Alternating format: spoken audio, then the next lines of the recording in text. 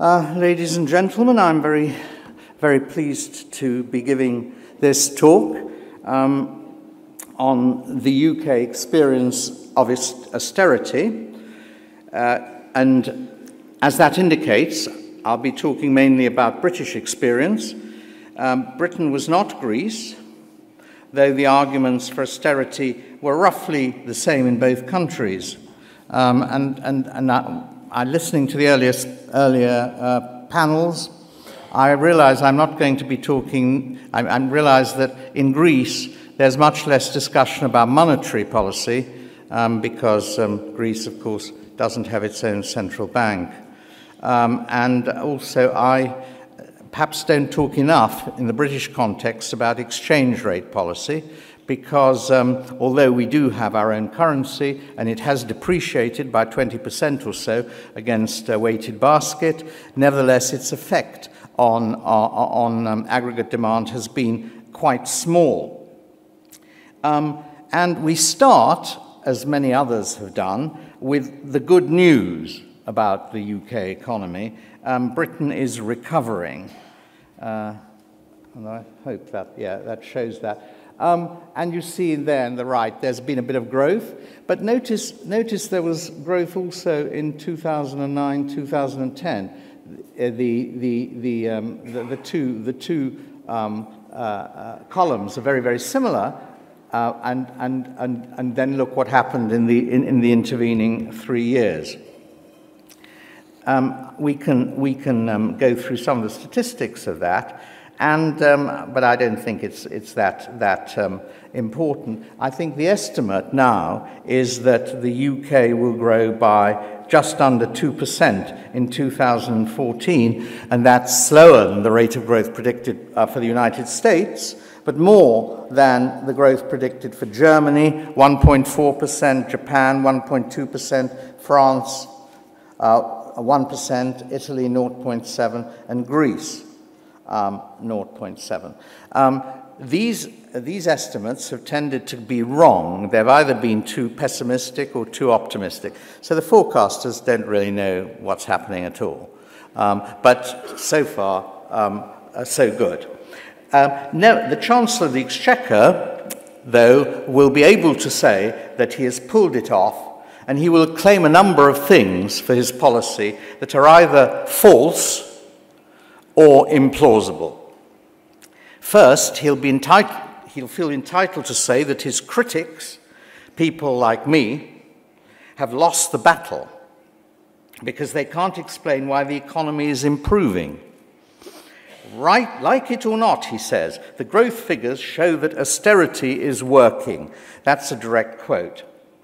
However, I haven't yet met a single critic of George Osborne's policies who claimed that the economy would not recover from the collapse of 2008-2009.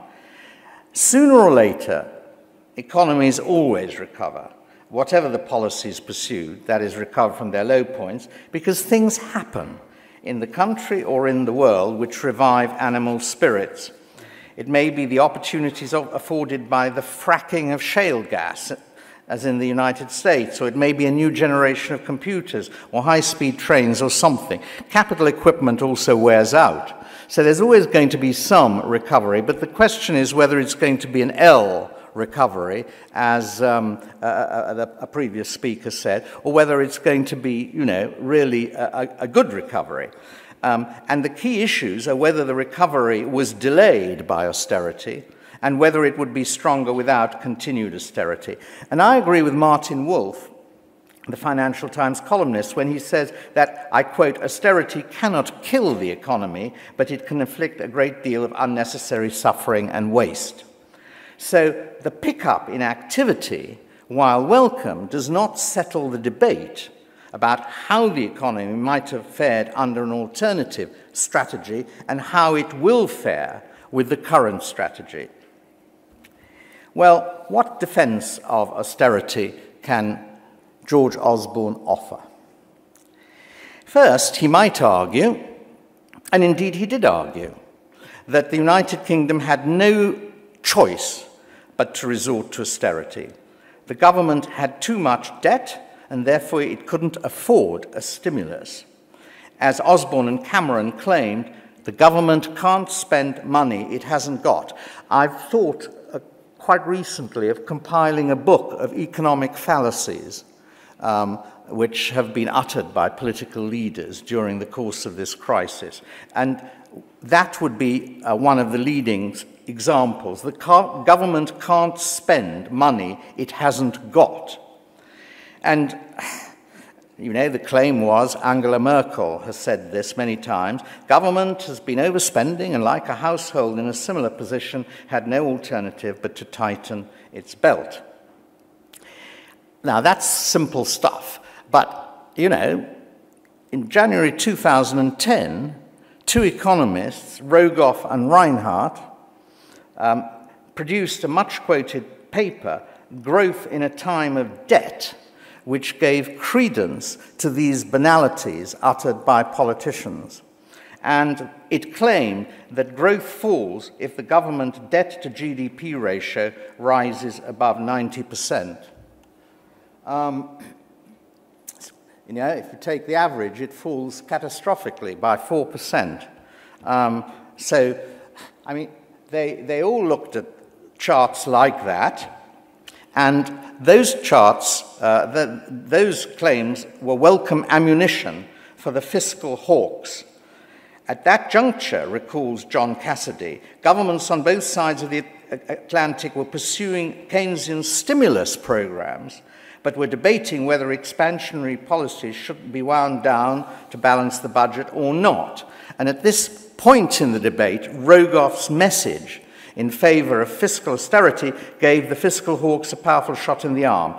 In February 2010, George Osborne, soon to be British Chancellor of the Exchequer, said, some of the quote is there, as Ken Rogoff himself puts it, there's no question that the most significant vulnerability as we emerge from the recession is the soaring government debt. It's very likely that this will trigger the next crisis, as governments have been stretched so wide. The latest research suggests that once debt reaches more than above 90% of GDP, the risks of a large negative impact on long-term growth become highly significant, says George Osborne. If off-balance sheet liabilities such as public sector pensions are included, we're already way beyond that.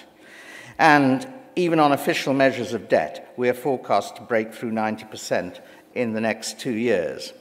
And so our aim will be to eliminate the bulk of the deficit, current budget deficit, over one parliament, that is, over 5 years.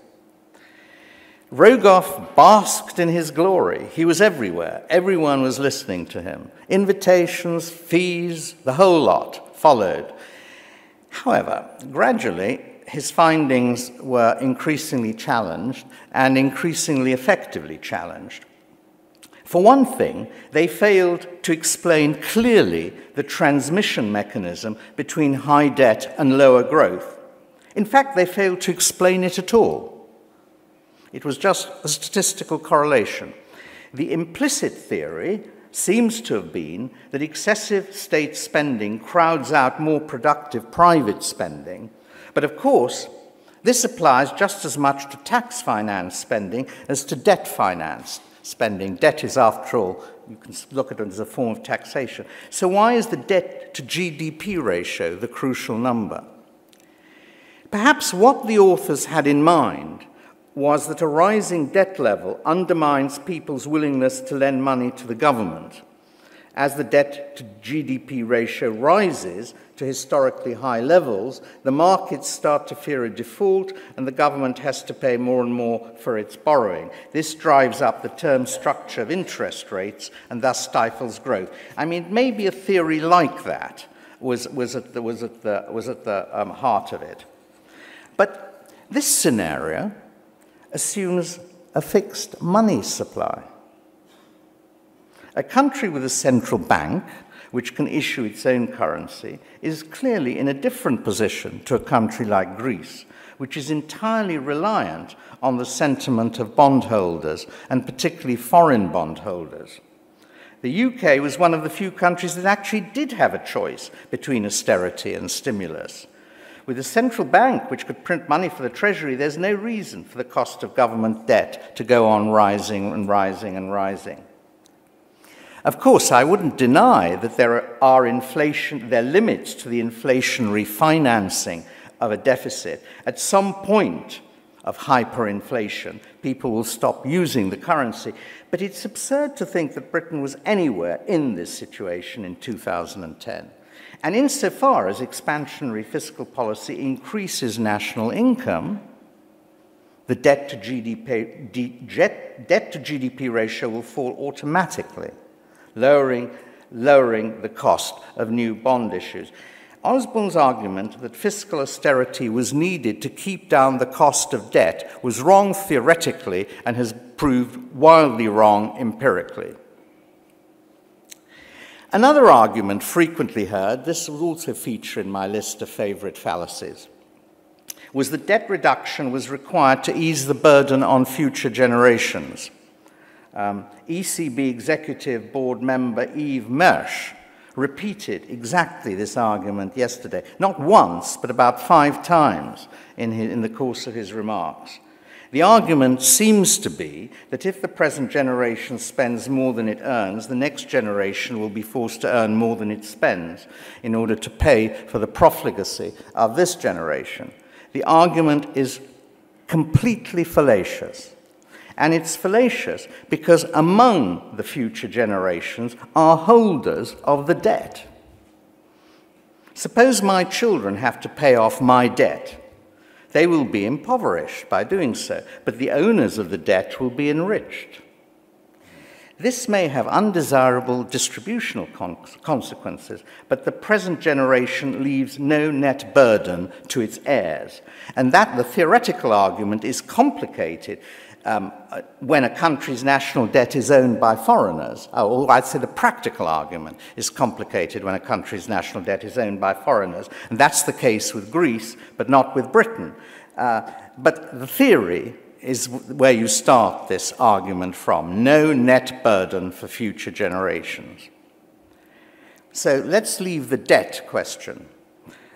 Second, Osborne might argue, and in fact did argue, that fiscal austerity can be expansionary.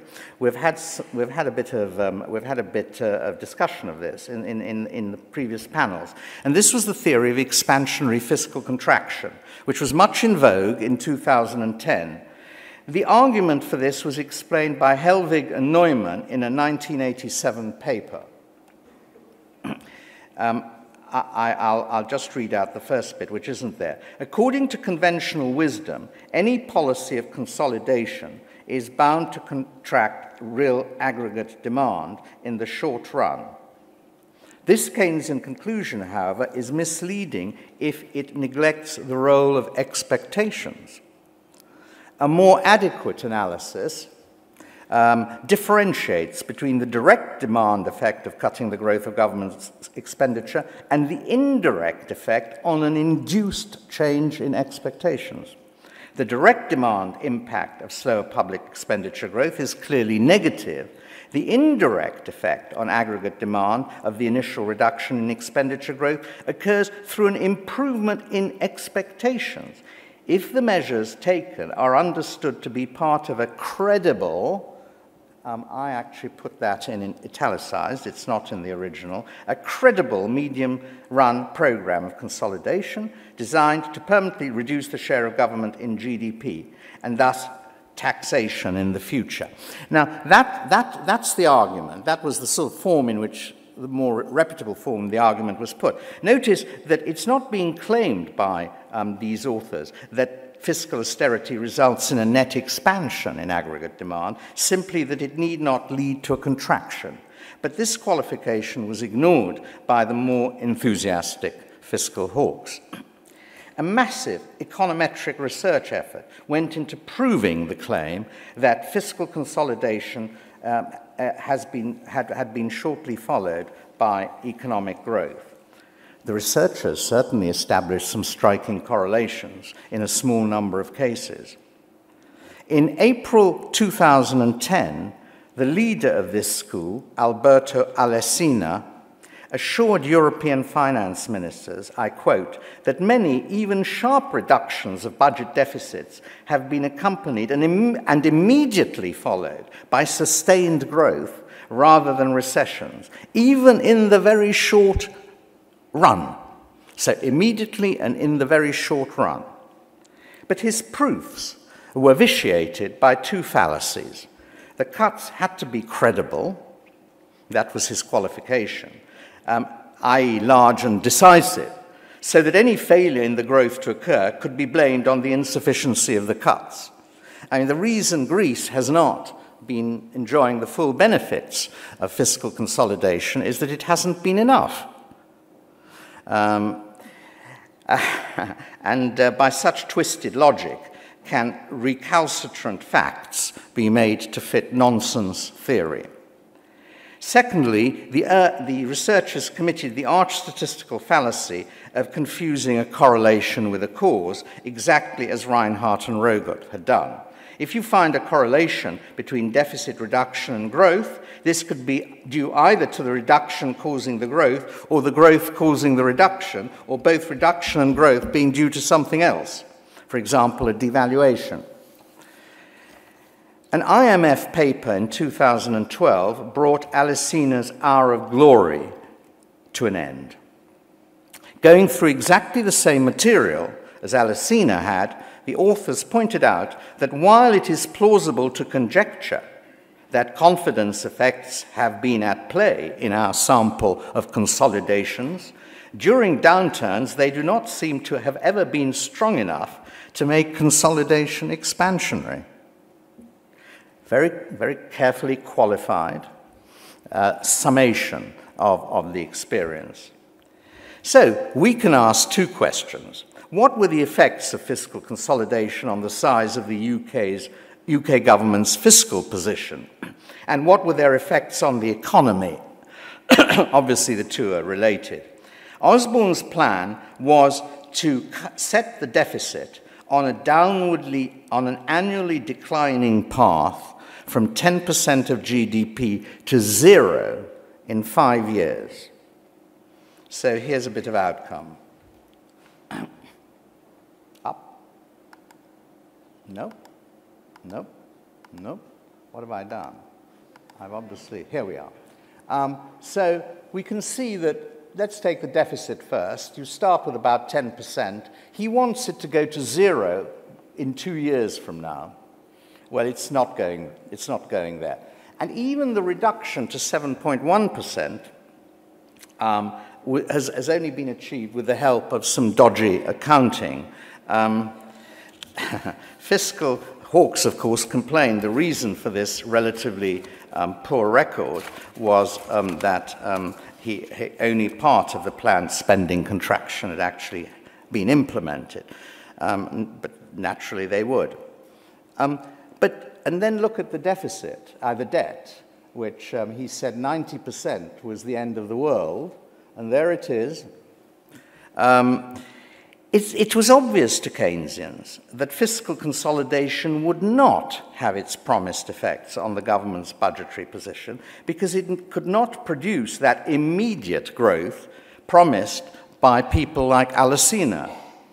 Keynes summed up his own view with the remark, look after unemployment, and the budget will look after itself. Of course, his argument was that any policy which improves national income will automatically shrink the deficit by increasing government revenues and reducing its spending on the unemployed. Conversely, any policy which fails to look after unemployment is likely to make the budget problem intractable. And of course, and this is basically what's happened. You know, there was a bit of a bounce back in 2009, 2010. Then the policy of fiscal consolidation was increased. Immediately there was a contraction, 3 quarters of recession. Now it's grown, it started to grow and is projected to grow 0.68% in 2013. As against previous projections which suggested that it would be growing by, the economy would be growing by 3.6% by this year, or no, by last year.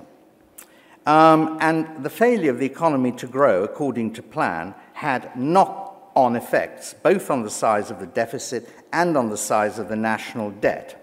And there was a similar slowdown occurring in the Eurozone with the onset of austerity in 2010. You have a similar kind of thing. So you have a recovery, and then you go back to really not as far back as in 2009, but there's no real sign of growth in the Eurozone as a whole. And the contrast is with the United States, where the fiscal stimulus was sustained, and the US economy is now larger than before. So you get the divergence. Now, of course, in the end, you can get your fiscal deficit down. If the reduction in your national income keeps pace with the cuts in your spending, you can eventually balance your budget at zero with a national income of zero. I mean, of course, you can do it. You can do it in the end, but no one suggests that that is the way. What they all assume, these projections of success in deficit reduction, was that the reduction would cause the economy to grow, and the growth of the economy would do most of the heavy lifting. Well, the point is, what they ignored was that the fiscal consolidation was actually causing the economy to shrink and not to grow. Economists Alan Taylor and Oscar Jorda have estimated that each year of Osborne knocked 1% off the growth of the British economy, meaning that that UK GDP would be 3% higher today without austerity. I mean, the 3% is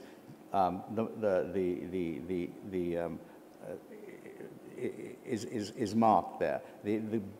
The thick blue line is actual growth, and the dotted line is projected growth on the previous estimates. So really, you're really talking about a very substantial total, 92 billion all told, enough to restore the cancelled school building plans and still have enough change to plug the funding gaps in the National Health Service and other projects. For the average household, this amounts to a loss of about $5,000 over 3 years.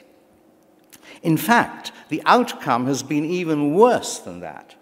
For it's not just the loss of output which needs to be taken into account, but the loss of capacity to produce output.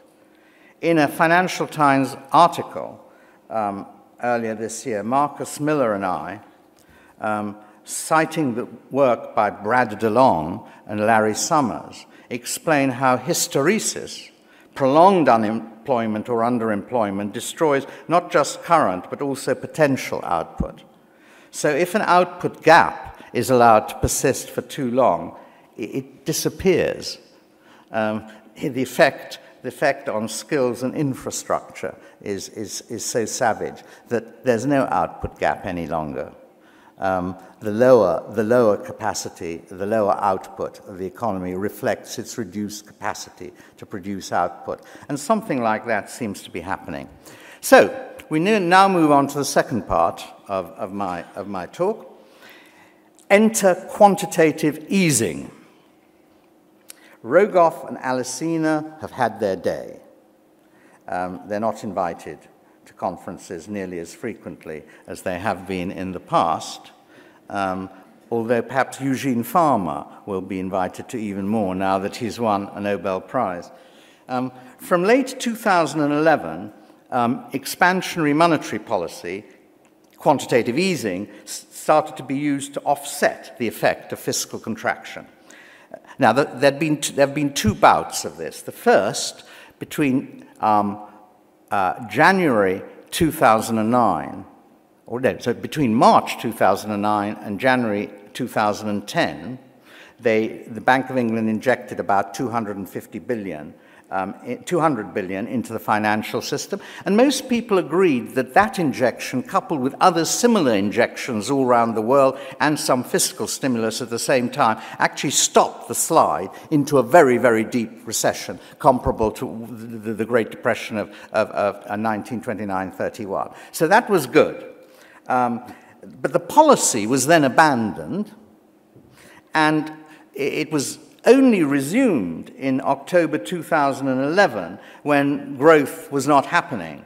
Since then, the Bank of England has pumped in a further 175 billion into the financial system. And this return to printing money was, in fact, an implicit admission that the austerity had failed to deliver its allegedly magical results. Now, the first thing to say about quantitative easing is no one understands how it works. In other words, no one understands what the exact transmission mechanism is from the quantity of money to the real economy. It comes out of the old quantity theory of money, and of course that was the problem with the old quantity theory of money as well. I suppose in the crudest form, the quantity theory of money stated that when the central bank buys government securities, the sellers of those securities have more cash than they want, so they spend the excess cash. And this causes prices, or in modern versions, money GDP, to rise. So that's as far as it went, really. The questions are, how does the extra stock of money get converted into spending, and how much of it results in increased spending on currently produced output? Because that's what we want to know for GDP particularly. The official view is that QE operates through two channels, the bank lending channel and the portfolio rebalancing channel. And as I say, I'm going to abstract from the export channel. Now, this is the Bank of England's view about how it works. So you have gilt purchases, and on the downward circle, you have bank deposits and liquid assets being increased. You have the interest rate being lowered, and then you have domestic demand coming through, being improved. On the other portfolio rebalancing channel, you have a downward pressure on gilt yields, and that means that there is a movement from gilts into securities. So you have a wealth effect, and that also comes into an increased domestic demand. So from those two channels, you expect this emission of money here to increase domestic demand and therefore produce economic growth, make economic growth better than it would have been. Now, the lower channel, the bank lending channel, is quite straightforward. The idea is that as commercial banks acquire significantly higher levels of reserves, they will drop the rate of interest they charge for loans, people will borrow more, and this extra borrowing will revive the economy via higher investment. The portfolio rebalancing channel, on the other hand, assumes that a bond purchasing program by the central bank will cause investors to switch from bonds to shares, equities, and the rise in the price of these equities will then, through a wealth effect, boost total spending, luxury consumption on the one side, investment, and so on. But both effects are highly questionable.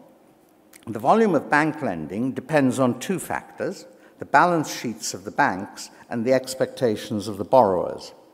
If banks have made large losses on existing loans, they're naturally reluctant to make new loans. Equally, if entrepreneurs face falling demand curves for their products after having already suffered losses on their sales, they are more reluctant to borrow to invest in new plant and equipment. So, it may be that banks charge a rate of interest for new loans higher than the expected returns of borrowers who face a flat market. And in a slump, both effects operate to block the bank lending channel. Quantitative easing may ease the liquidity constraints on the banks, but it does nothing to improve the profit expectations of businessmen. Thus, despite quantitative easing, the rate of interest may not fall sufficiently to balance saving and investment at full employment. And this is the old Keynesian argument. Stated more formally, if quantitative easing is increasing the money supply, M1, at the same rate as the public, households, banks, and non-banks, is increasing its saving, the effect of QE on aggregate demand will be zero. And even worse, if businesses use their borrowed funds to pay down existing loans, there may be an actual reduction in the money supply. Well, you can measure the effect of QE on money by what happens to on spending. By what happens to M4 or broad money.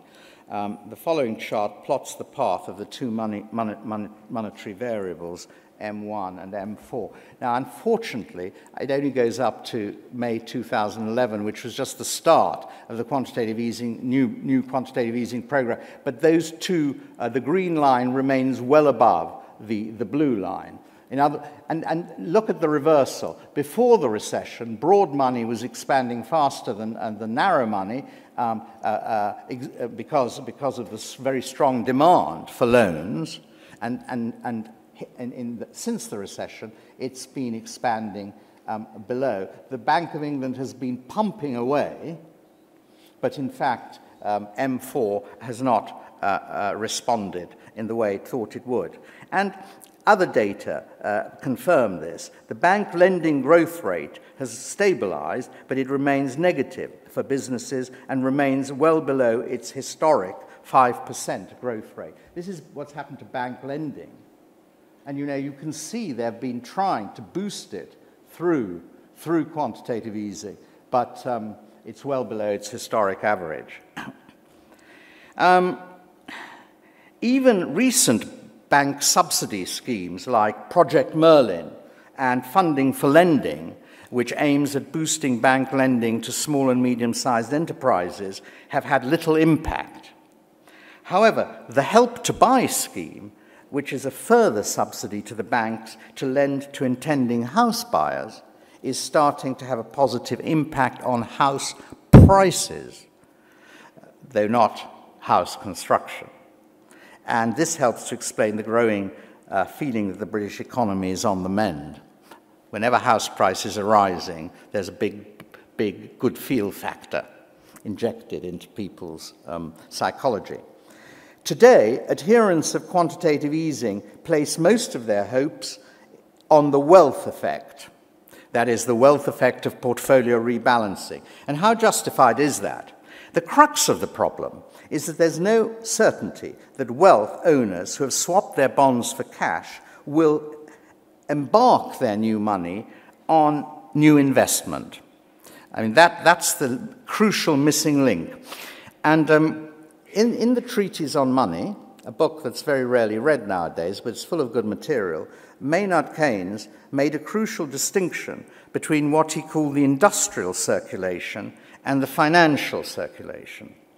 The industrial circulation consists of deposits used to maintain the normal processes of current output, including the normal rate of investment, while the financial circulation consists of deposits used for the purposes of finance, such as speculation and stock market operations. The distinction is between buying for a quick capital gain and buying to obtain an income flow over a number of years over the life of the capital equipment. And interestingly, the financial circulation reappears as Keynes's speculative motive for holding money in the general theory. They're not exactly the same, but they're very similar. Dividing up the flow of money into these two channels was designed to highlight the fallacy of treating the financial system simply as an intermediary between an intermediary between savings and investment, simply a mechanism for transferring saving into investment, because part of the savings deposits circulate within a financial sector which has only a tenuous connection with the real economy.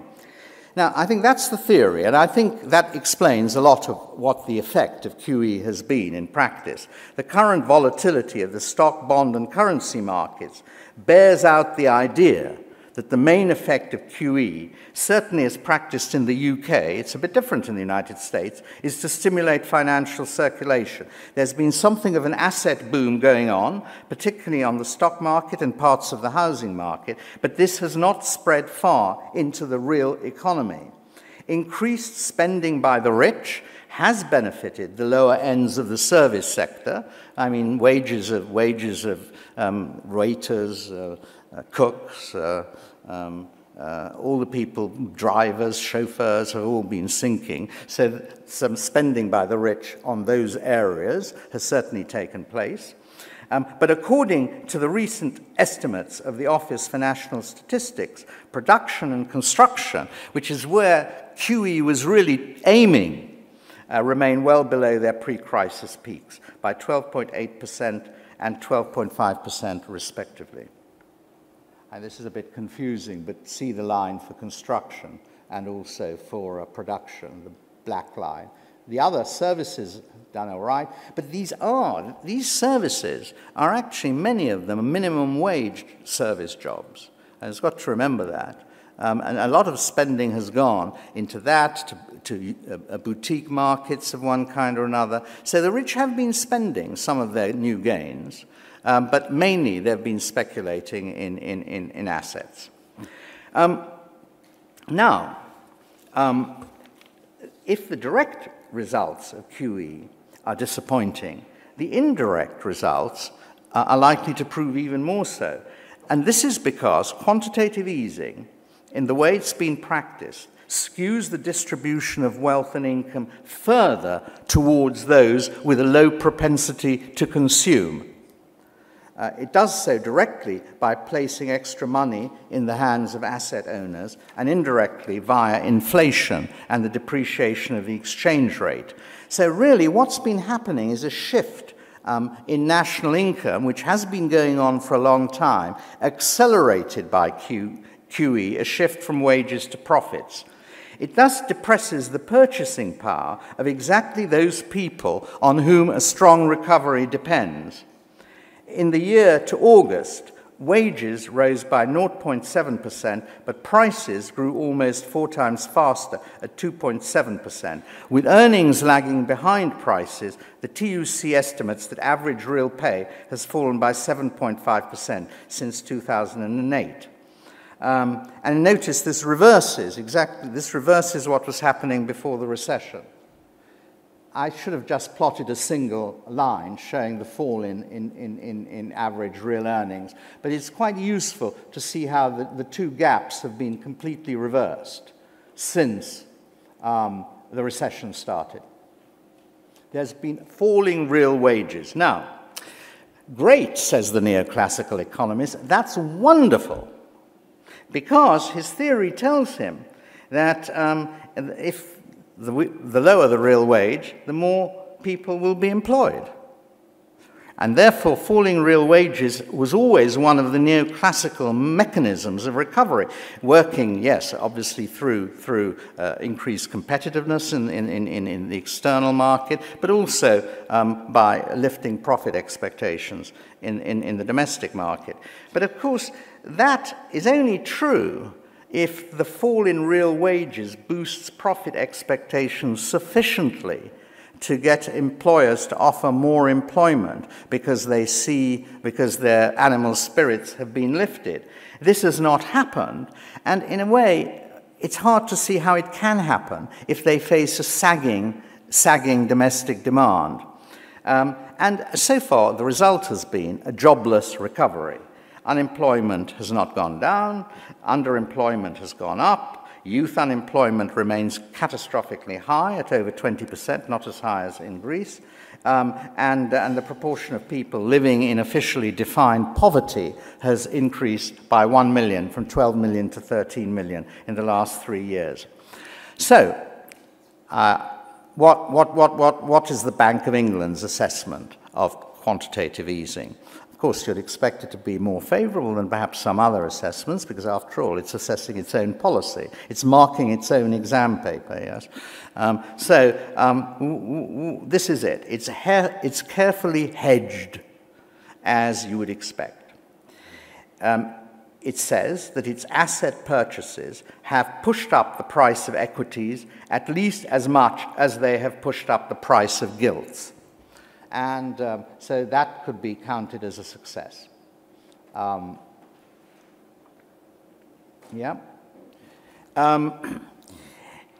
talking about the wealth, sorry, I'll keep that up. In talking about the wealth effect, which it relied on really as the main transmission channel, it notes that, I quote, crucially, these agents' propensity to spend will depend on whether they think that their additional wealth is long-term or merely a short-term improvement in their economic position.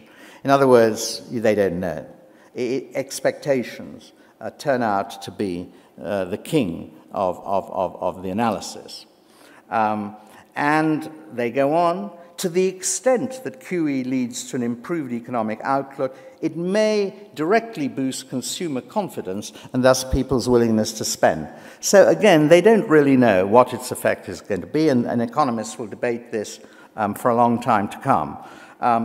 For its effect on pension funds, the bank considers the effect to be neutral on fully funded pension schemes, because the fall in gilt yields are balanced by the rise in asset values, but negative for defined benefit pension plans.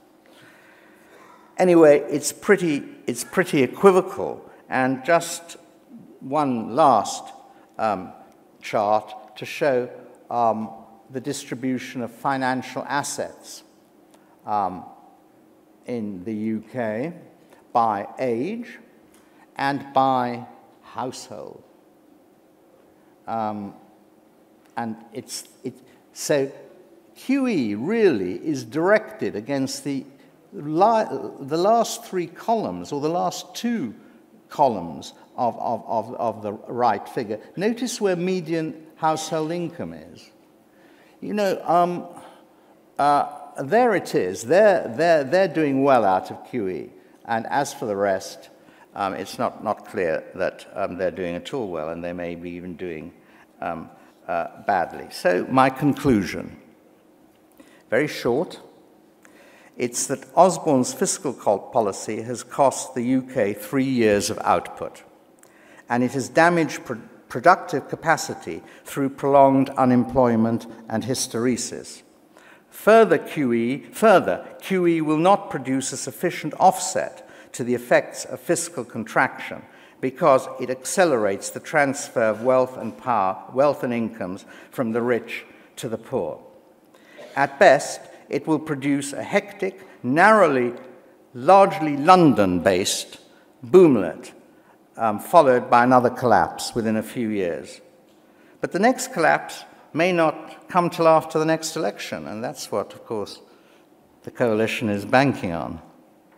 It's all right if the collapse comes later, but not before we have to go back to the voters. Meanwhile, to those who have, it shall be given. Thank you. Thank you.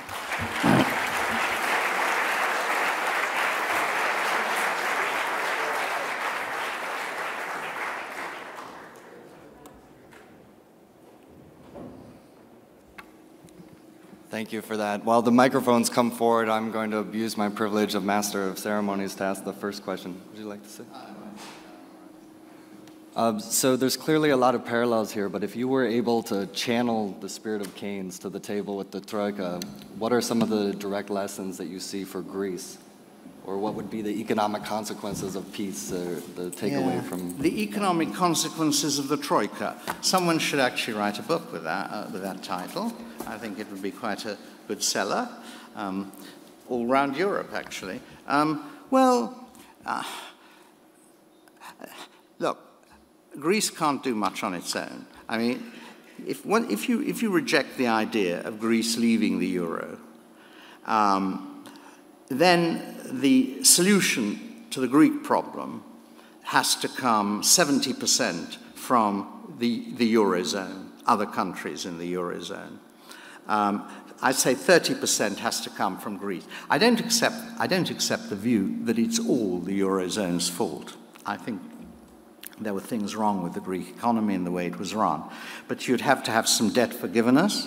Keynes was very keen on debt forgiveness. It's strange the Germans never really read the economic consequences of the peace, where he was arguing for debt forgiveness for Germany. At that time.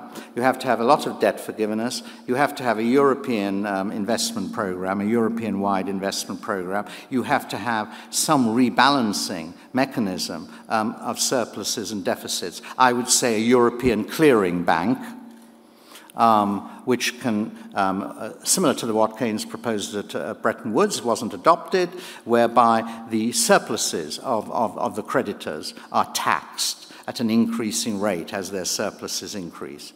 The deficits of the debtors also subject to tax, but the idea of taxing the creditor was a novel idea, and in fact that was too novel for the Americans to adopt. What we actually have is a situation in which Germany gets a lot of benefits from being in the euro, particularly a lower exchange rate for its exports than it would get otherwise, and is prepared to subsidize the Greeks in order to keep it in and to maintain that advantage. And it doesn't keep the Greeks in a lavish lifestyle, but it just does enough to prevent a real serious crisis. So Germany pays Greece in order to get a lower exchange rate for its exports. Let's open it up to the floor. Yeah, that's a simplified view, but I think there's a lot, that's the core of it. Someone over there, someone over. Question in the back. Do we have the microphones?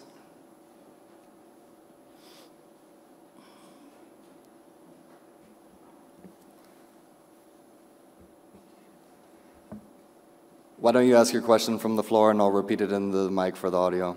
Yeah, just asking, so for a country with its own currency, like the UK, it seems that you discovered like some new bullets.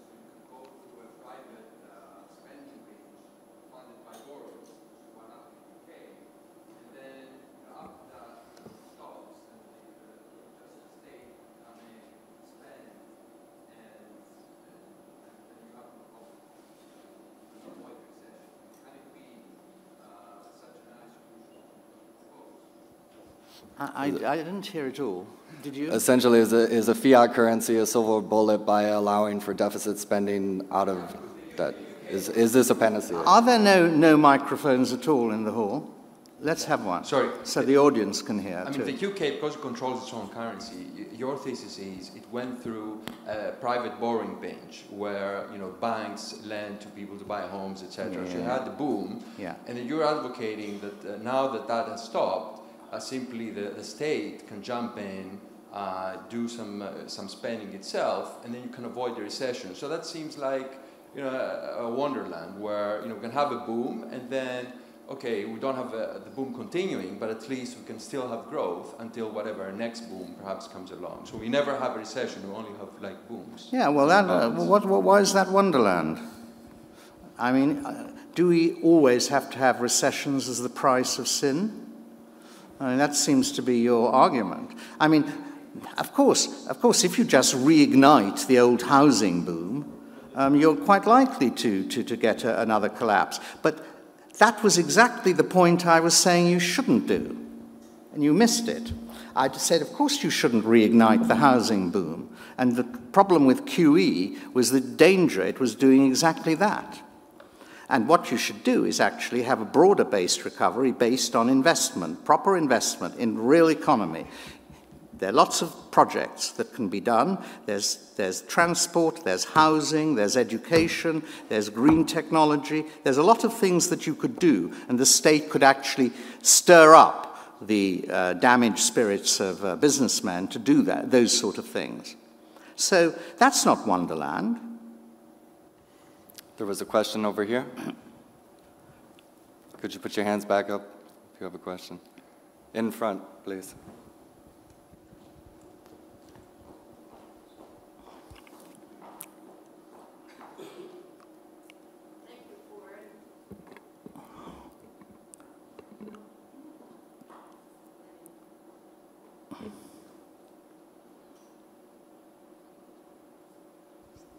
Thank you for an inspiring speech.